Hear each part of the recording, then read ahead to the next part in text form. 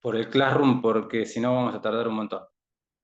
Bueno, me vuelvo a presentar. Mi nombre es Jonathan Remedios. Yo soy licenciado en psicología y además soy profe de educación física.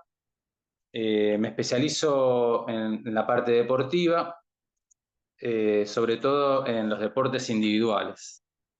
Tengo algo de recorrido en lo que es el deporte grupal, pero en este momento estoy especializado en la parte de deportes individuales, más que nada en el atletismo.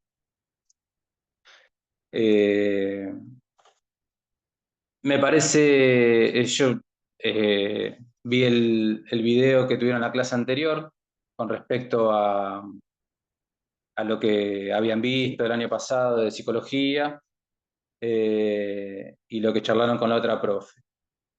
Eh, es muy interesante su punto de vista y me quedaron varias preguntas y varias cosas a tener en cuenta. Como les dije, le voy a pasar el PowerPoint que armé. Y básicamente me voy a basar en un libro que se llama Fundamento de la Psicología del Deporte y del Ejercicio Físico.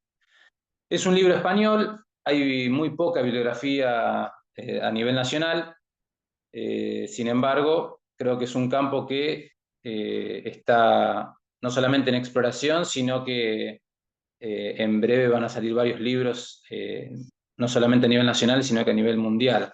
Estamos viendo cómo la psicología implica en el deporte un momento importante. Como definición de la psicología deportiva, tenemos que la psicología deportiva comprende el estudio científico de las personas y sus conductas en el contexto deportivo, de las actividades físicas y la aplicación práctica de dicho conocimiento. Si desglosamos un poquito la definición, dice que es el estudio científico. Para que algo sea científico tiene que ser comprobable. Entonces, cuando uno se pone a pensar en qué punto la psicología es una ciencia comprobable o si es una ciencia, a simple vista creeríamos que no, ya que no podemos hacer de una pregunta una respuesta que sea unívoca.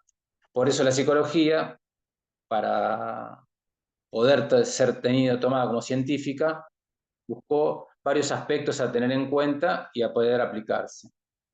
Por eso hoy por hoy podemos decir que la psicología es una ciencia.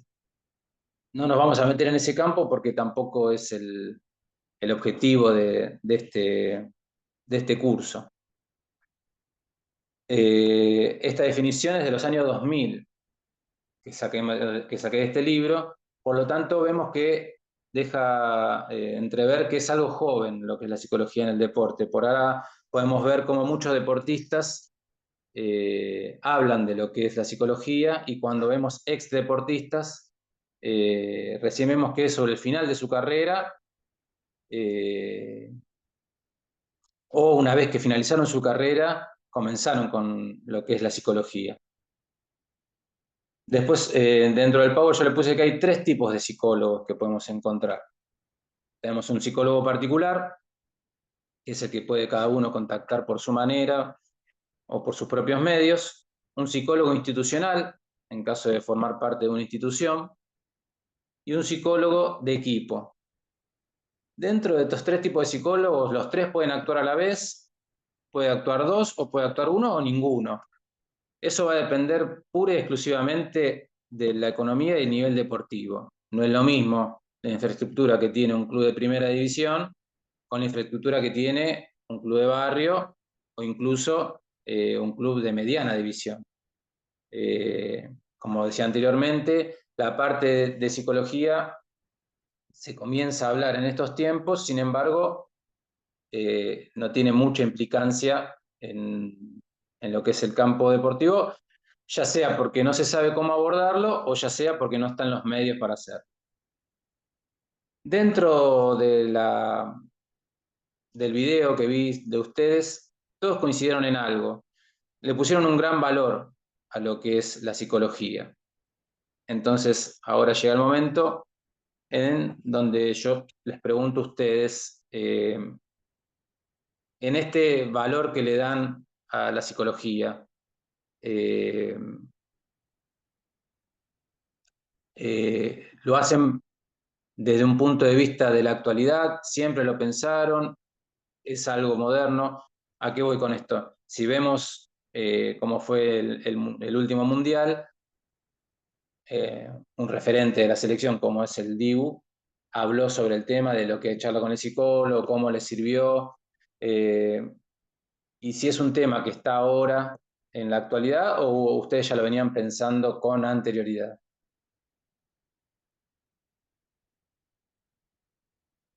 No, en realidad siempre existió. ¿Qué tal? Buenas noches. Ahora, buenas Eh, noches. es súper importante, a ver, tenés, y más que nada, tener que saber leer el jugador que psicológicamente es débil y sabés que un reto a lo mejor lo perdés para todo el partido y tenés el otro que a lo mejor lo tenés que, no insultar, pero un reto fuerte y lo estimulás a que dé el 100% también él mismo. Y después, obviamente, que influye muchísimo en el estado anímico y de ánimo del jugador. Perfecto. Como les decía antes, todos pusieron un gran valor a lo que es la parte de la psicología en cuanto a lo deportivo. Entonces yo les pongo en el PowerPoint una frase que me parece importante, que es, todo preconcepto seguramente esté mal, así como también puede estar en lo cierto. En lo deportivo es difícil que exista una verdad absoluta. Sí, puede haber una tendencia hacia el acierto o al desacierto, pero no existen las verdades absolutas. Así ustedes como pueden ver un equipo ganador, al otro año hay otro equipo ganador con otro sistema de juego. Antes voy a hacer una salvedad. Siempre hablo de jugador, de psicólogo, también cabe para jugadora, psicóloga. Hablo como una generalidad. Veo que igual son, dentro de la lista vi que eran todos varones, por eso hablo también en jugador. Pero bueno, sepan que también psicóloga, jugadora. Eh, Vuelvo al anterior. Todo preconcepto seguramente esté mal, así como también puede estar en lo cierto. Como recién decía el compañero, hay jugadores que van a ser eh, muy efectivos a la hora de un reto y hay otros que van a ser muy efectivos a la hora de una palabra de aliento o simplemente un gesto, una mirada. Por eso es importante que en esta materia, a la diferencia de todas las demás, y a la vez todas en su conjunto, esta materia es para dar no solamente un pantallazo, sino una herramienta a la hora de, de tener los conceptos básicos de la psicología. Es imposible que en un curso y de tan pocas clases ustedes se vayan eh, sabiendo efectivamente cómo tratar un trabajo de equipo, pero sí se pueden ir con herramientas que les van a servir a la hora de llevarlo a cabo. Entonces, acá viene la pregunta y que creo que es fundamental a la hora de entender el porqué de su respuesta. Todos coincidieron en algo, que le pusieron un gran valor a lo psicológico. Entonces la pregunta es, ¿cuánto tiempo destinan a eso? O sea, a lo psicológico.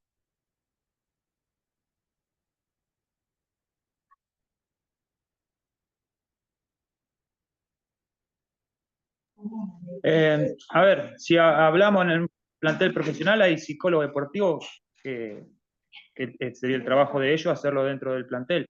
Eh, Ahora lo que a nosotros lo amateur, no sé, está en la charla, puede ser una charla grupal, pero en la charla personal cara a cara con cada jugador, eh, no sé qué tanto también se le... Que vos lo veas mal, bueno, lo llama aparte, vení, vamos a hablar, qué te pasa y esas cosas. Eh, no sé si me explico un poco. Sí, sí, Eh, perfecto. Cuando yo hago la pregunta de cuánto tiempo se destina a eso, es como yo preguntarles a ustedes. Más que nada, obviamente que ojalá que todos ustedes puedan llegar a un plantel de primera división. Y eso sería fantástico, pero como le decía antes, en un plantel de primera división puede existir, aunque sea de menor categoría, la posibilidad de que haya un psicólogo dentro del equipo de la institución. Y ahí ya directamente está el psicólogo y él hace su trabajo. Bueno, ahora, como este curso es de entrenadores, me gustaría que ustedes se vayan con una herramienta para decir, bueno, no tengo al psicólogo a mano para preguntarle qué podría hacer para que, sin ser psicólogo, el equipo o el jugador responda o funcione, o más adelante vamos a ver lo que es el tema de lo que son los líderes, de lo que es el sistema de apoyo, de cómo motivar o no a un jugador, porque convengamos que las arengas son positivas, sin embargo, un entrenador que hace arengas todas las fechas, llega un momento que en la fecha 10 quizás esa arenga no es tan motivadora como la que fue en la fecha 1, porque el jugador ya siente que cada arenga es igual a la anterior, igual en el contexto, ¿no? Igual en el trasfondo. Pueden ser las palabras distintas, sin embargo, siempre el mensaje es motivarme para entrar a la cancha.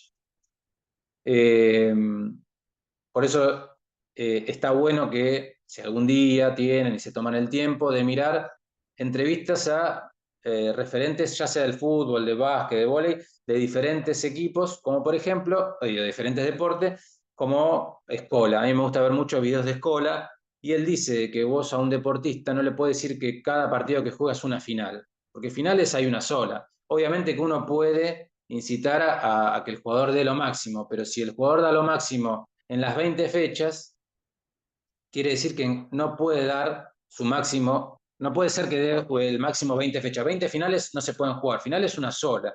Ese 110% que uno le pide al jugador, al atleta, al deportista, es imposible que se replique a lo largo del tiempo. Por eso hay que tratar de buscar lo mejor y como les digo, como les decía recién, en base a herramientas, saber cómo aplicarlas en la derrota e incluso en la victoria. ¿Y por qué en la victoria?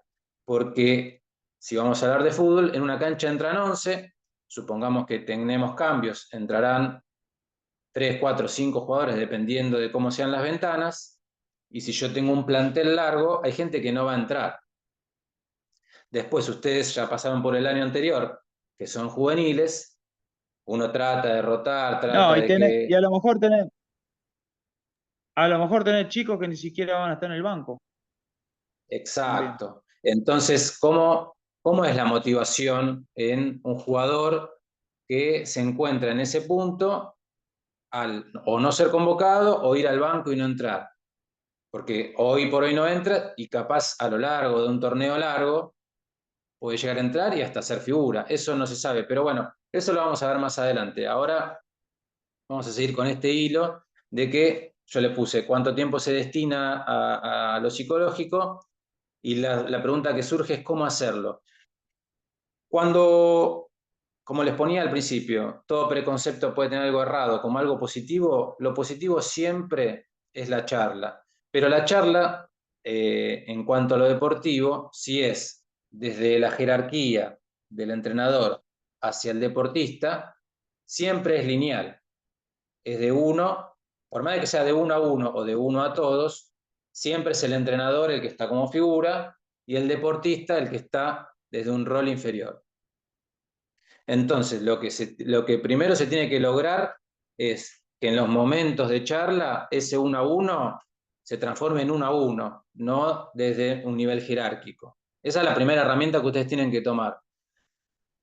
¿Cuándo y cómo hacerlo? Eso va a variar en los tiempos que tengan, en el tiempo que le quieran destinar y en las personalidades de cada uno. Como decíamos anteriormente, lo que diferencia muchas veces un gran entrenador es poder palpar y tener esa empatía de saber quién necesita qué cosa.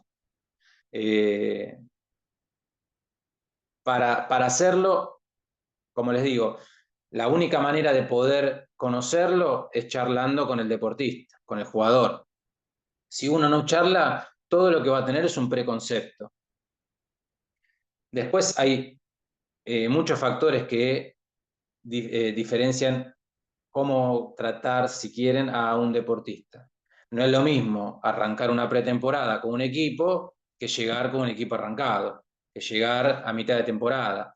Pero bueno, por eso les decía, ustedes que están hoy por hoy en el ámbito amateur, generalmente ya arrancan con ese equipo y le van a dar ruedo durante el año. Ahora, cuando tienen un equipo o van subiendo de nivel o de categoría, puede ser que se encuentren con un equipo nuevo. Y después no es lo mismo tener un equipo competitivo que dependa solamente del ganar, un equipo formativo que dependa de la cuota que pagan los chicos para que ese club subsista. Y después, algo que coincidieron todos es en un punto en donde, fíjense cómo es lo del preconcepto, donde dicen que cuando hablan de psicología, hablan de la cabeza del jugador, la cabeza del jugador, la cabeza del deportista, y la psicología demuestra una y otra vez que no solamente es la cabeza. ¿Qué quiero decir con esto? Hemos visto un caso muy palpable y que por preconceptos ha sido, si quieren, muy castigado, ya sea del periodismo o incluso nosotros, que es Di María. Di María, previo a este mundial, decíamos que llegaba a una final y se desgarraba, entonces que era algo psicológico. Entonces, ¿cómo se explica un desgarro psicológico? Bueno, la psicología nos demuestra año tras año, acción tras acción, que no solamente es una angustia o una depresión lo que saca a un jugador de la cancha. Un desgarro también puede ser producto de la psicología, una contractura también puede ser producto de la psicología, y eso se llama somatización, somatizar. Por supuesto que el desgarro efectivamente puede existir. No es que no existe el desgarro y es solamente psicológico, pero también existen fracturas por estrés. Y el estrés no solamente es deportivo, sino que también es psicológico. Yo le dejé unas preguntas como para repensar que las vamos a ir viendo ahora. Y yo voy a tratar de clase a clase explicar los conceptos y que tengamos un pequeño ida y vuelta también para que les sirva a ustedes. Entonces yo les pregunto a todos y obviamente y al que quiera responder. Y estas preguntas son más que nada para clase, no para un examen. Yo lo que les voy a hacer, por eso lo tenía preparado acá en el Classroom, es clase a clase, lo que les voy a dejar es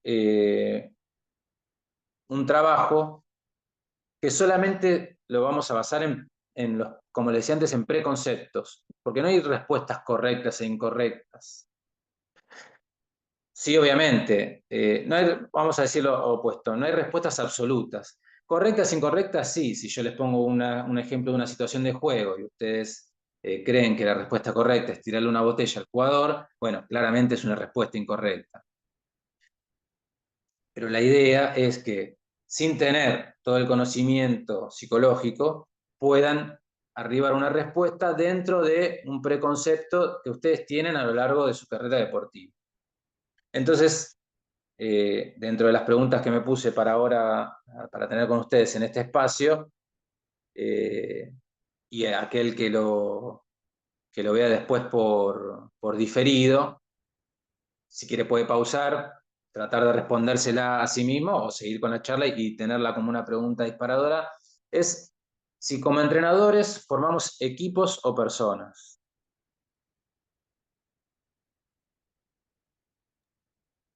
Ambas cosas. Sí, yo creo que son importantes las dos y que van de la mano. Bien. ¿Alguno más? Yo les recalco mucho, primero el estudio, Para, segundo el estudio, tercero el estudio y después recién viene el fútbol. Bien, vamos a hacer un paréntesis ahí. Si vos fueras Marcelo Gallardo y tenés a Mastantuono hoy con 17 años que no terminó el secundario, y no quiere ir a estudiar. Y este domingo se viene el Superclásico. ¿Es importante el estudio? Para mí sí, vos fijate, Yamal en la Eurocopa estudiaba y rendía virtualmente. Bien. Pero ahora pero ponele, vos le recalcás que el estudio es importante. Pero el jugador no estudia. No va a clase, él va a entrenar, te cumple todo. Cumple con el entrenamiento, cumple con las consignas, es hoy por hoy la pieza fundamental del equipo, pero a la escuela de River no va. Lo que pasa que llega, está bien, estamos hablando de un monstruo, ¿no? Pero te llega el 1% de todo el resto y después, si no llegás a jugar o profesionalmente o algo, quedás sin nada. Bien, también, eso es excelente, porque no importa si sos Messi, Mastantuono o Juan Pérez. Lo que permite el estudiar o el seguir perfeccionándose es esto de no cerrarse solamente en lo que en este caso sería el fútbol. Hoy por hoy uno puede decir, bueno, con el secundario alcanza, no sé si alcanza, pero lo importante es que no sea sola, que la forma que tenga el deportista de poder canalizar no sea solamente el fútbol, porque si no el único tiro que tienen, como decías vos recién, es el fútbol. Ahora, obviamente que Marcelo Gallardo, vos y yo, si él no quiere jugar a la pelota y el domingo viene el Superclásico, si él no quiere ir a estudiar y el domingo viene el Superclásico, bueno, lo patearé para la semana que viene, que el domingo me rinda y después charlamos. Por eso esto es un trabajo y lo que le decía antes es en cuanto a la charla. Si él no me quiere estudiar y yo recién me doy cuenta esta semana o lo vengo charlando, esta semana no va a cambiar la ecuación. Una semana en él de estudio no va a cambiar la ecuación. Pero si yo vengo con él trabajando este tema, va a ser distinto. Entonces, en cuanto a si formamos equipos o personas, es así, formamos las dos cosas. Ahora, ¿qué ocurre? Depende en el nivel que me encuentre y con la categoría que me encuentre, es donde voy a hacer más hincapié. Si Enzo Pérez, hoy por hoy, no terminó el secundario, yo le podría aconsejar como un par, porque entre Gallardo y Enzo Pérez distan, no sé, 10, 15 años. Entonces sería como un par y como para decirle, sé un ejemplo de tus hijos, de que por más que sos jugador de fútbol, puedes terminar la secundaria.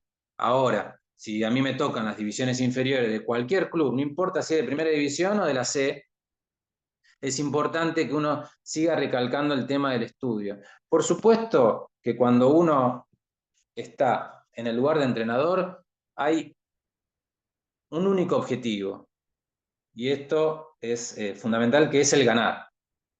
Cuando uno pierde 10 partidos seguidos, por más de que sus chicos tengan 10 en toda la materia, se hayan recibido y sean arquitectos, si uno pierde 10 partidos seguidos en cualquier equipo de primera división, lo van a echar. 10 partidos, digo, como para ser generoso.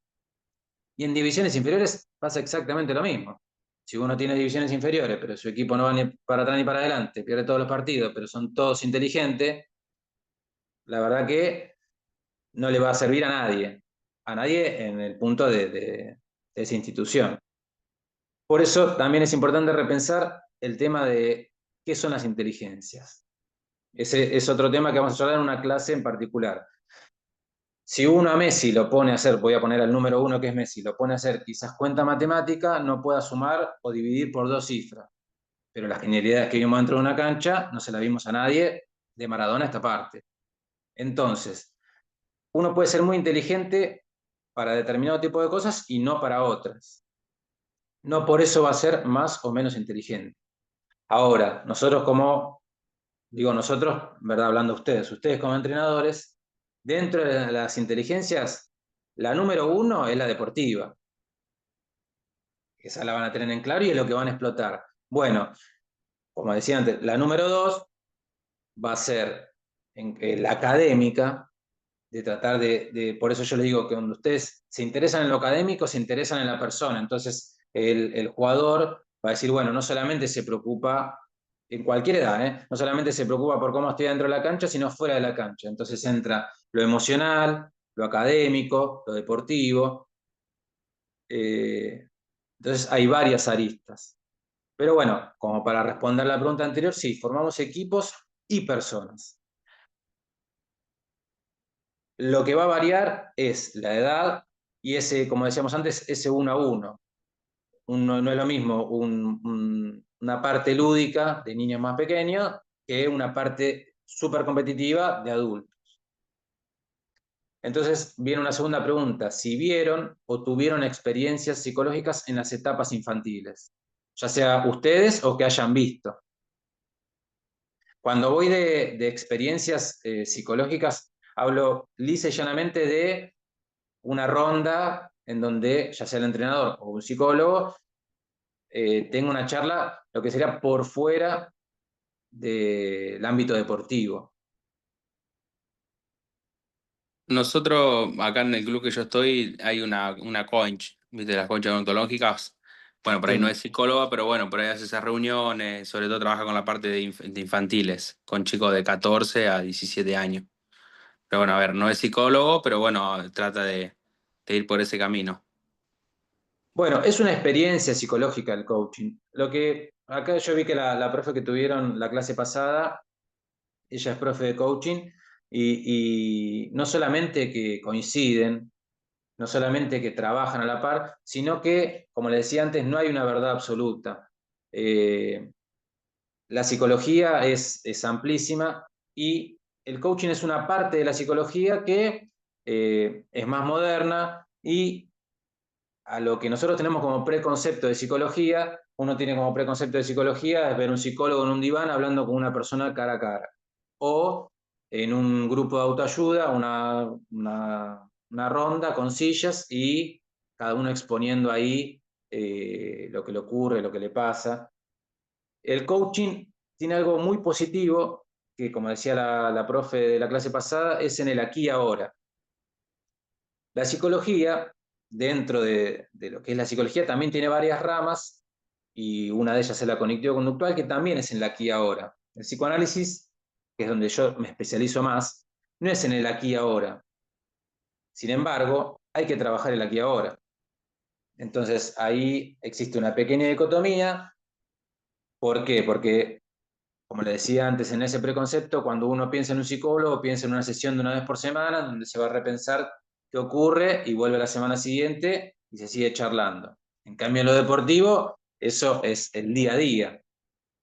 Bueno, existe la psicología del día a día, pero por supuesto, en un plantel, vamos a llamarlo corto, de 15, 18 jugadores, si cada uno pasa por lo que sería el psicólogo ese día, no alcanzaría el día para tratar todos los temas. Por eso también se habla desde lo grupal.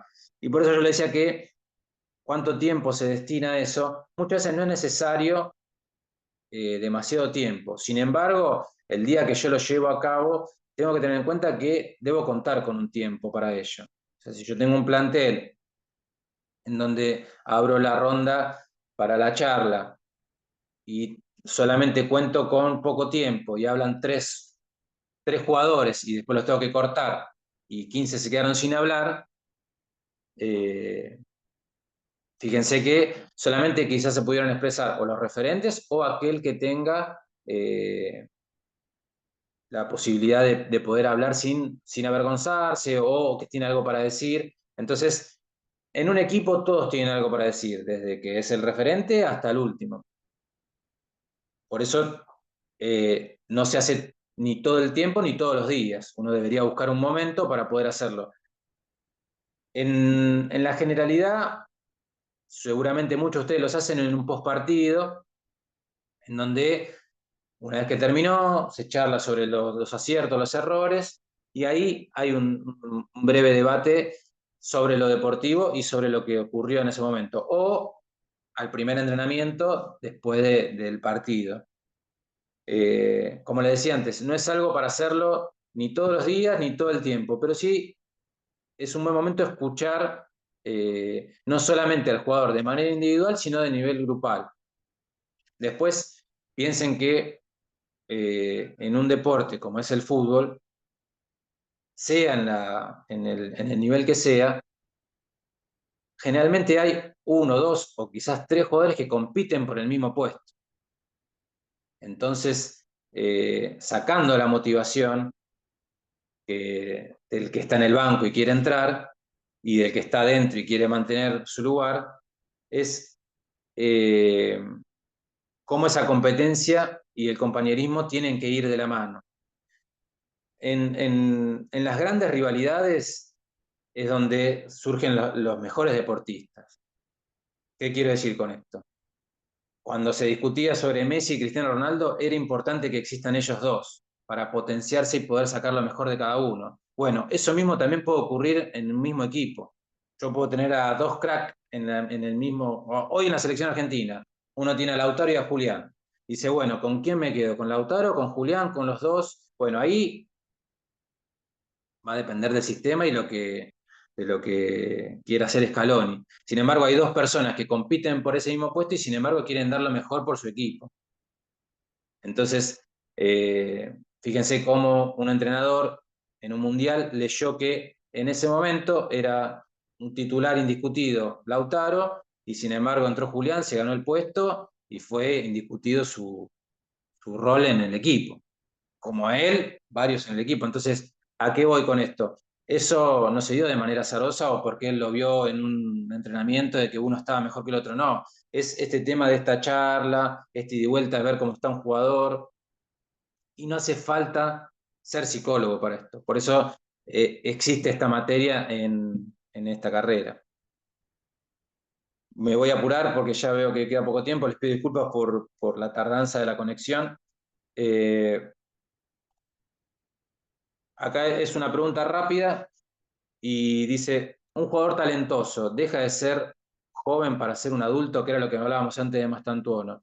Hoy por hoy comparto un plantel teniendo 17 años con Enzo Pérez, que creo que debe tener 35, 36, 37 más o menos, anda por esa edad.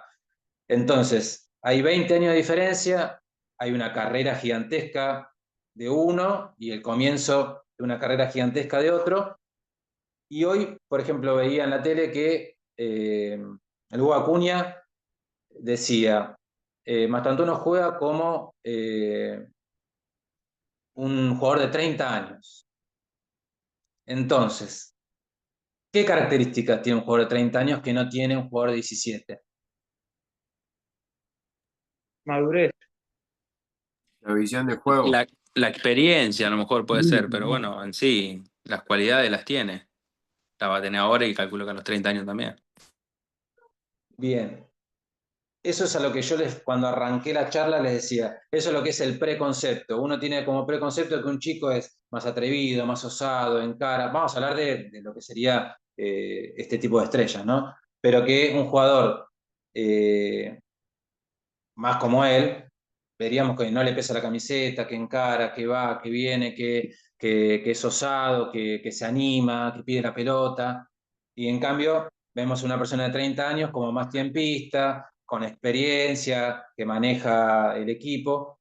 Y sin embargo, cuando uno pone Teis Sport y ESPN y ve lo que es Mastantuono, uno diría, qué loco que se habla de este pibe, que es clave para el funcionamiento del equipo, e incluso que hasta pareciera, en base al periodismo, que maneja el equipo. Entonces, a lo que iba con el principio de la clase es este tipo de lo que sería el preconcepto. Sí, el preconcepto puede ser errado como puede ser una verdad cierta, valga la redundancia, si la verdad es cierta. Por eso es inevitable dar ese preconcepto, pero que no sea esa verdad absoluta que les decía al principio. Perfecto, un chico tiene estas características, un adulto tiene estas características. Bueno, ¿cómo hago para que ese chico y este adulto convivan y que este jugador joven sigue siendo joven, no pasa a ser un adulto? Comparte un plantel con adultos, sin embargo, sigue siendo un joven. ¿Qué quiere decir con esto? Hemos visto grandes estrellas, grandes futuros Messi que se quedaron en el camino. Incluso en River, ahora me acuerdo Lamela, en su momento era chiquito, se iba a ir al Barcelona, que no fue, y todos esperaban que era el nuevo Messi. Entonces, en cuanto se carga a un jugador con esta potencialidad de estrella y que después, ¿qué pasa en el camino? Bueno, puede pasar dos cosas. Desde lo deportivo, no rendir, o simplemente de tanta carga y tanta presión no lo pudo soportar. No solamente en el fútbol, lo vemos en Osaka en el tenis, lo hemos visto en básquet con, no sé, Campazzo, la Provítola, que se esperaban que sean los nuevos Ginóbili, los nuevos Messi, o en tenis, no sé, la nueva En el, perdón, William. ¿no? En el Sí, Barcelona, no sé si se acuerdan, hace unos 10, 15 años atrás, había un jugador que se llamaba Boyan.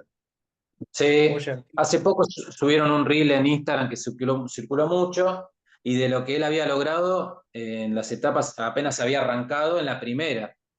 Creo que había sido junto con Messi uno de los jugadores más jóvenes en convertir un gol, en ganar campeonato y que se esperaba que sea, si no el nuevo En Messi, el las nuevo. inferiores, en las inferiores, es el goleador histórico de las inferiores del Barcelona, digamos, por encima de Messi, incluso.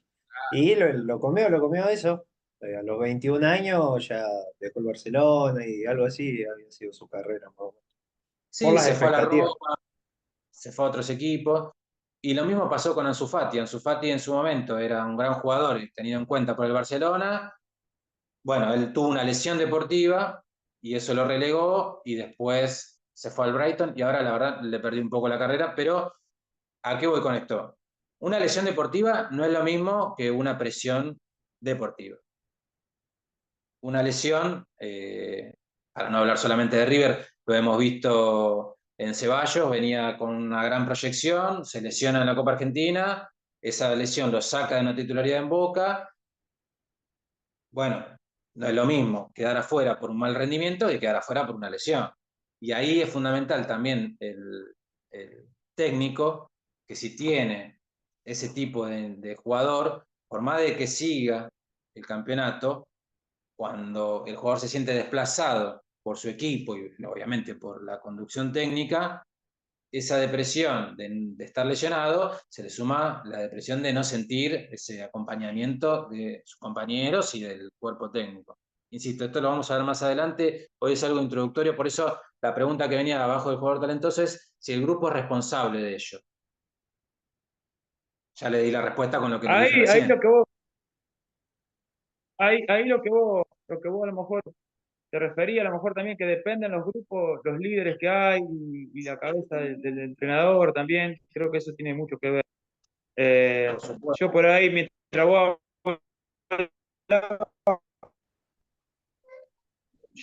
hablabas recién, yo toqué el plantel de Boca y el de River. Por ejemplo, estaba mirando que Palacio hacía seña a la gente, Martesín también, o antes del partido de hablar, y por ahí en River esas cosas no las ve, ni antes ni en el partido, como que hay otra bajada de línea, otros líderes. Eh, Eso tiene un poco que ver con todo también, en lo grupal, en el acompañamiento, por ejemplo, que vos decías de Mantantuono. Es todo un poco también, tiene mucho que ver el grupo y la cabeza también. Claro, eso es fundamental. Perdón por los ruidos, tengo acá la familia que ya está preparándose para la cena. Para cerrar, es esto, esto fue a nivel muy introductivo, muy introductorio. Yo ahora les dejo esta pregunta acá, mañana la voy a poner en el Classroom, y es básicamente esto, que fue la que les dije recién. ¿Qué hacer con un jugador que se encuentra en el banco de suplentes, que quiere pelear por un puesto, y cómo es la consideración del técnico en base a eso? Obviamente que esto ya es de seguir sobre la charla. No es lo mismo si yo tengo dos figuras para un solo puesto que tener dos jugadores buenos que pueden entrar y compartir, como por ejemplo en la selección argentina, uno no tiene el 4 definido. Puede entrar Molina como puede entrar Montiel. Bueno, ahí lo va a definir seguramente el partido, lo que pretende el entrenador, pero ahora la pregunta es cuando yo tengo dos de las mismas condiciones, las mismas características, y que no va a variar en nada si yo pongo en uno u otro. Bueno, esos dos jugadores que pelean por ese puesto, desde el lado, piénsenlo como le decía recién, desde el lado de la psicología, no siendo ustedes psicólogos, sino desde el lado de de este tema de la charla, de la comprensión, qué se puede hacer. Y como le decía antes, si es el 1 a 1, uno no puede tomarse toda la semana para ir charlando con los 2-3, con los 2-4, con los 2-5. ¿Se entiende? Uno va a la particularidad. Pero bueno, obviamente que, como le decía, hoy por hoy, ustedes ya vienen del año pasado más o menos con qué es esto de la psicología. Y bueno, este año vamos a tratar como le decía, estas herramientas de a poquito, pequeñas, le vengan sirviendo a ustedes. Volviendo al punto inicial nuevamente, esto del preconcepto, no tenerlo como una verdad absoluta, sí como mi verdad, y poder irla desarrollando a medida que va pasando tiempo y el equipo y los jugadores. Así que bueno, me pasé bastante de la clase. Les pido disculpas al otro profe, no sé si ya está.